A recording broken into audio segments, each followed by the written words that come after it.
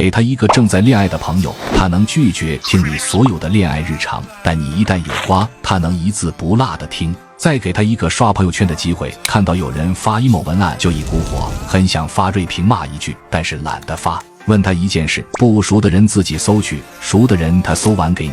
他就是16型人格中求你有话直说的 ISTP。 他们对不同人的分级非常简单，别人可能会分好几层，他们一共就3层。第一是讨厌层，看了就烦，一般离得远远的。第二是路人层，大多数人在这都大差不差，无人在意他们。第三就是唯一层，最好的朋友和亲密关系在这。3层分级严密，如果路人层有人想越界，等着被推到讨厌层吧。他们真的不太喜欢别人跟他撒娇，你要是在讨厌层里，那就更恶心了。在唯一层的也尽量不要，因为这不太好回应，但是他可以。完事你也别说他在撒娇，懂得都懂。